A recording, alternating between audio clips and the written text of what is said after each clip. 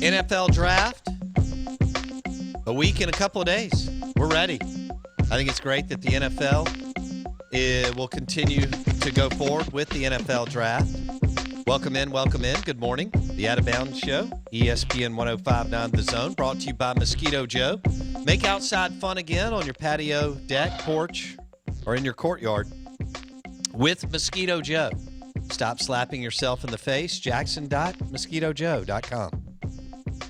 Dorsey and the crew will take care of you. Jackson.mosquitojoe.com.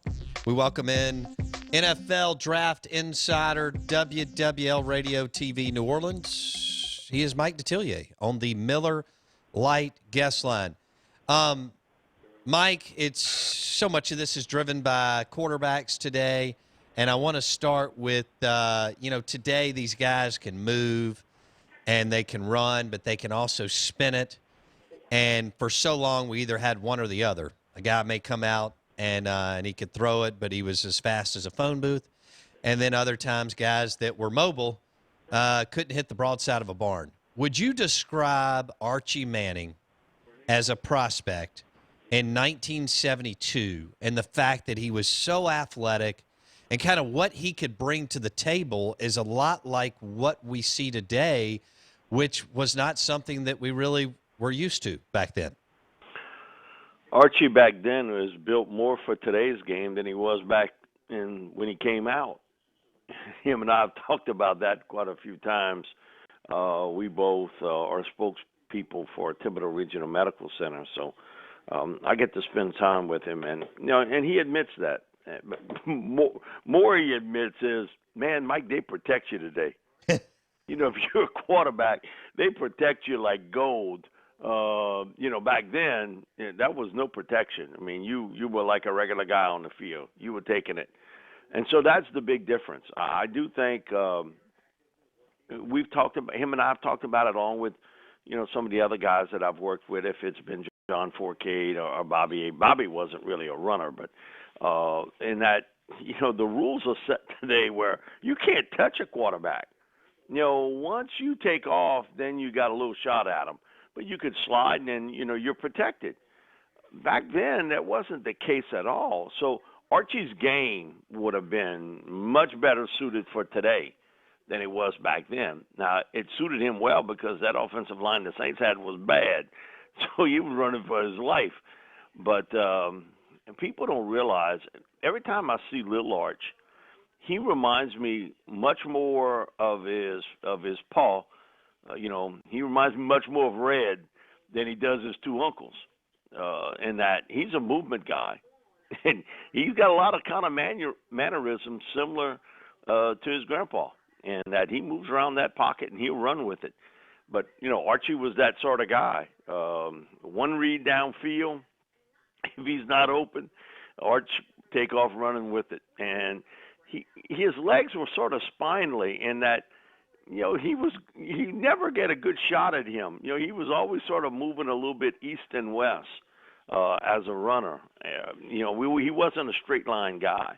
And so, people of a certain age don't realize just how good of a player he was at Ole Miss, coming out. And he was a good pro player, just that, the supporting cast wasn't here for him until sort of later in his career. But man, he was one heck of a player growing up, even in Louisiana. And Archie cost LSU 2 national championships.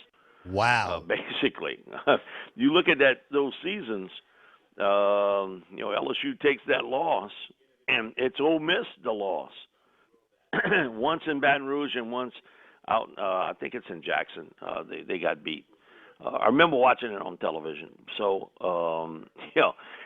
but man, he was an idol, watching him play. Because, he brought a lot of kind of light on SEC football at that time. Billy Cannon used to always tell me that Archie was the first TV star for the SEC. Wow. Billy was, Mike, when I came out in the late 50s and 60s, some people had TVs, but not everybody. Some, not everybody. And like you said, the game was different. it was much more of a radio game, college football, than a TV game. And when he said, you think about Archie, you think about that one night, not a win, but a loss to Alabama. Him and Scott Hunter went off on one another. And a high-scoring football game. I remember it was a Saturday night game, and Ole Miss gets beat. But, man, Archie was just tremendous in that football game. But Alabama was the better team. And they had that famous picture, Archie walking off the field in tears, losing the game. And I think Billy's right.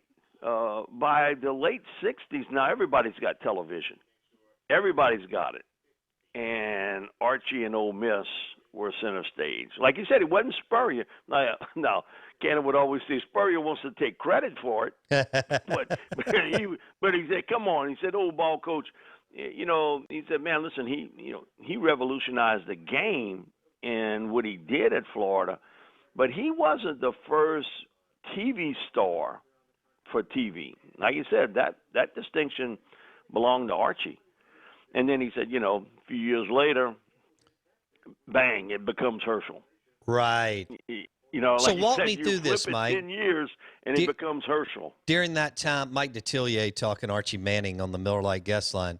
So during that time, Notre Dame dominated the headlines out of the Midwest, Michigan, Ohio State.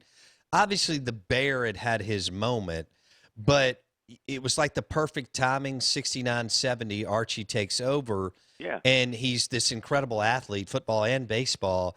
And so what you're saying is so many more people had TVs just a few years later, and that's when he was throwing up these crazy numbers and doing it, throwing the ball and showing his athleticism. So he was kind of the first football star for TV star for the SEC. And Billy's right about this, because we did shows for a few years, him, Buddy Diliberto, and I. Man, I wish I'd have had a tape recorder to tape all that. How much of it was true? I mean, because Billy could stretch the rubber band pretty good. But when you caught him, and he would give it to you straight, because you knew when he was exaggerating. One of the things he brought up was how amazing TV played such a big part in the late 60s, and that college football was covered differently back then. Back in the early 60s, it was different from the late 60s, where all of a sudden now you were getting primetime games on ABC. You weren't getting games on CBS, NBC. I remember growing up as a kid. You'd wake up on a Sunday morning, we'd go to Mass early, and bang, at 8 o'clock, you would have Grambling football highlights. You'd have an hour of it. At 9 o'clock came Notre Dame highlights, and you got to hear the Golden Boy, Paul Hornung, and he was doing those games. And then right after that was back-to-back half-hour shows, Tulane, LSU. Now, man, listen, that's over 50 years ago, or pretty near 50 years ago, and I can still remember that sort of lineup. That's what you watched during the football season.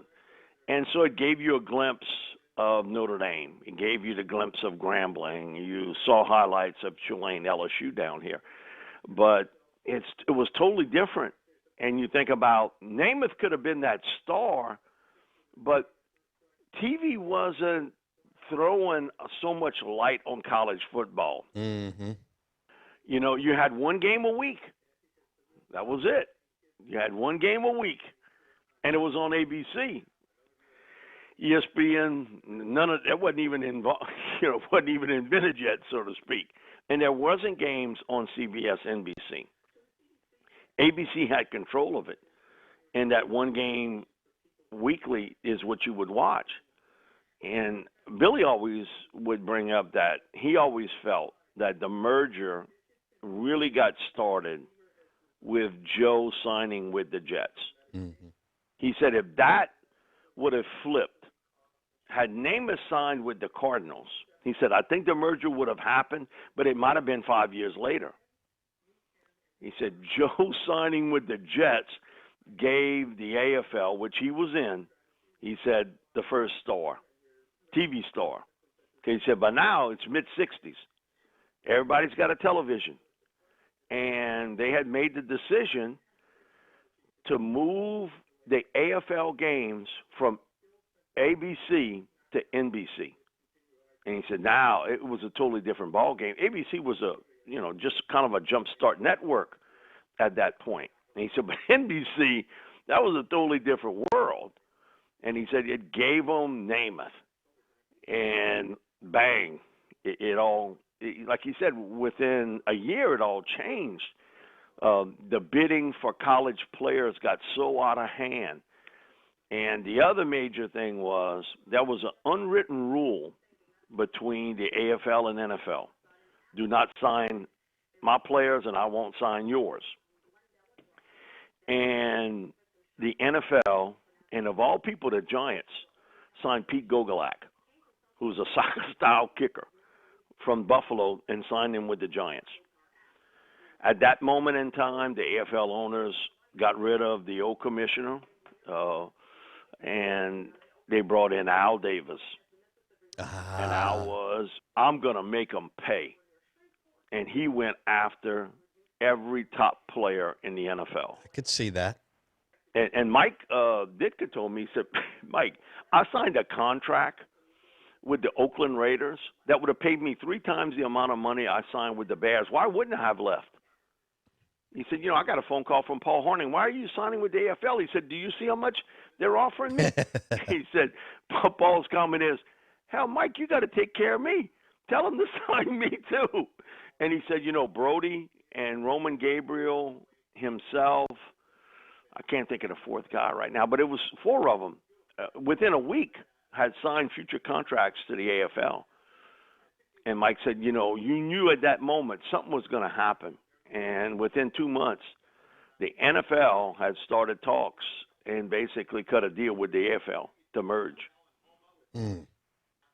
Because they were trying to sort of save everybody financially. Sure. Because now it had become a shootout for who was going to pay who. And I'm writing an article. It'll be after the draft, but how the Saints got the franchise in New Orleans. And it was basically a trade. Antitrust suit had to be in place for the NFL-AFL to merger. It was being blocked in Congress by a couple of representatives and senators that said, this is illegal and we're not going to let it happen. And 2 Louisiana politicians got involved, Hale Boggs and Russell Long, and it was a trade in the NFL. We'll get you your antitrust lawsuit passed, and it'll okay this, and you give us the next NFL team. Wow. Mike Detillier. Whoa. That was a deal.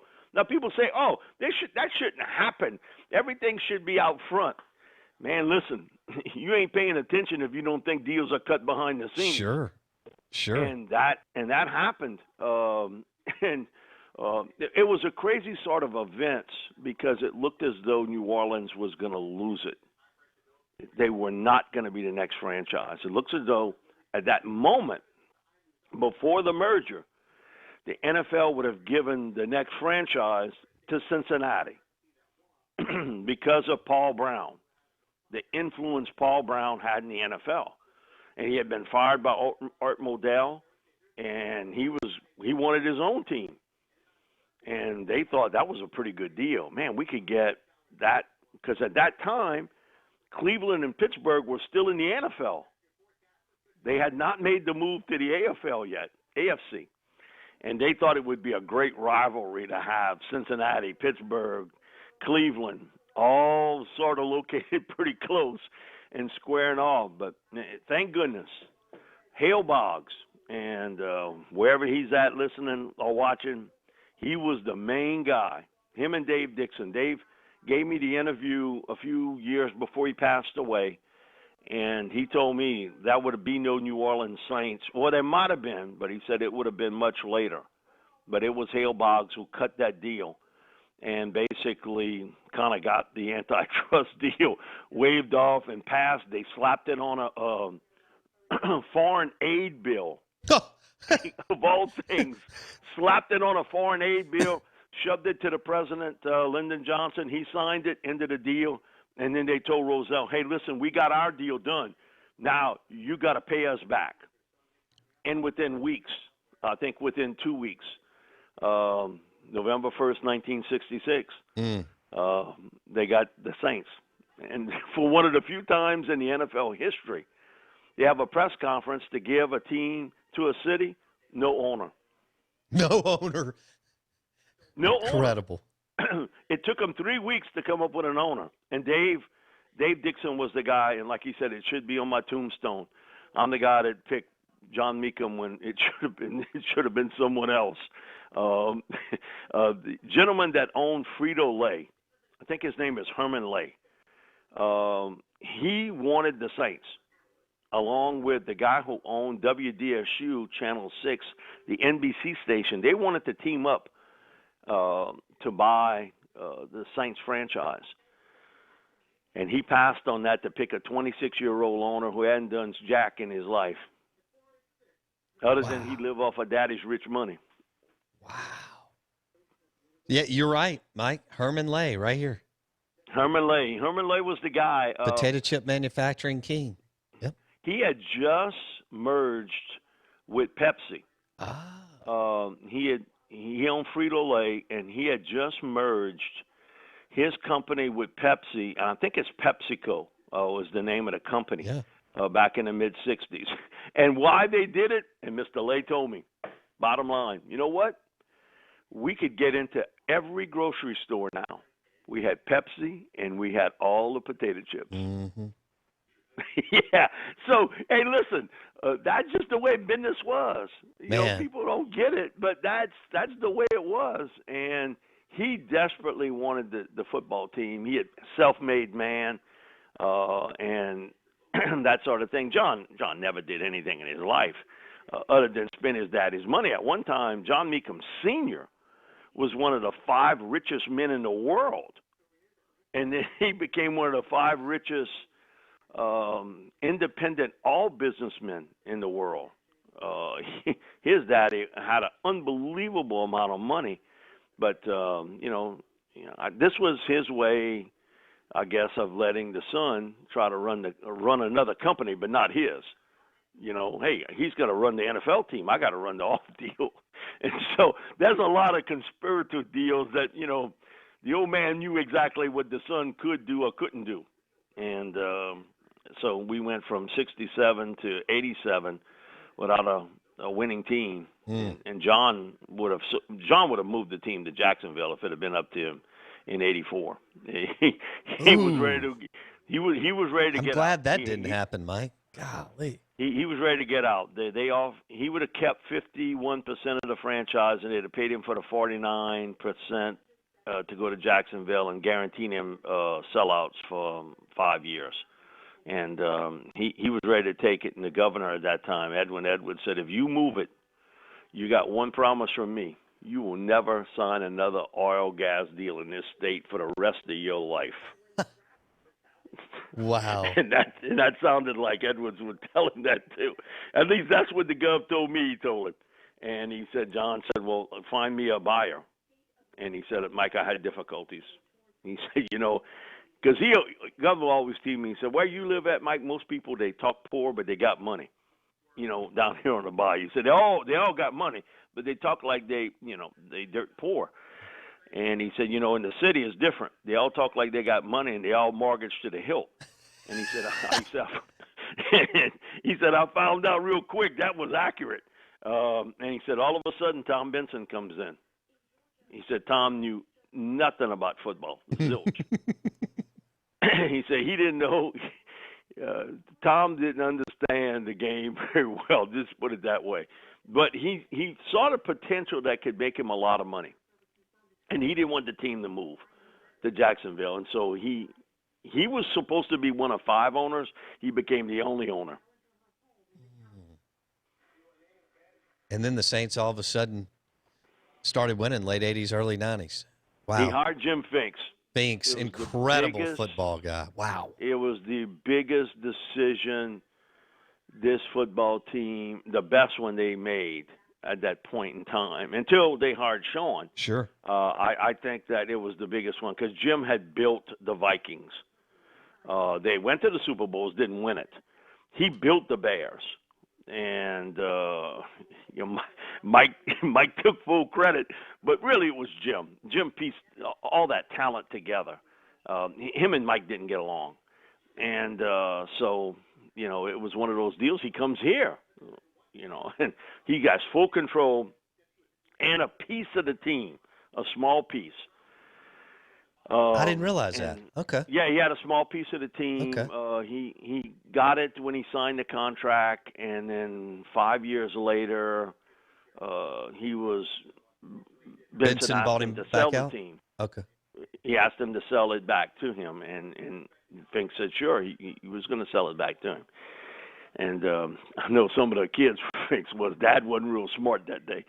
He said, Dad wasn't real smart that day to sign that deal. But Jim really did. He knew how to build a team, and he had a lot of ways to go. And at that time, we thought Richie Pettibone would be the head coach. Richie was a New Orleanian. He had ties with Jim Finks.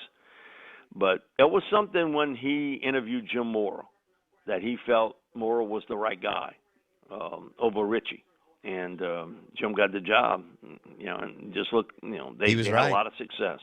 Brought them to the playoffs, didn't have a playoff win, but it gave them respectability for the first time ever. Had Jim lived, see what would have happened there. Some of the moves they made afterwards just didn't make any sense. His only issue was him and Hebert. He didn't want to pay Bobby, and Bobby was a hard-headed Cajun, and so they clashed pretty good. And so I still hear about it today. But it's interesting how these franchises go. I was talking to Gay Culverhouse.